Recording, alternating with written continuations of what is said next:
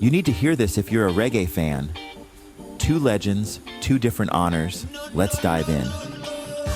Dennis Brown, the crown prince of reggae, rests in Jamaica's National Heroes Park, a rare and prestigious honor for an entertainer.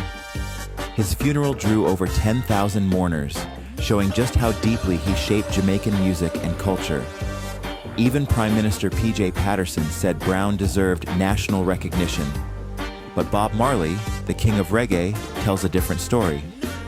Marley was laid to rest in his birthplace, 9 Mile, St. Anne, surrounded by the peaceful hills where his journey began.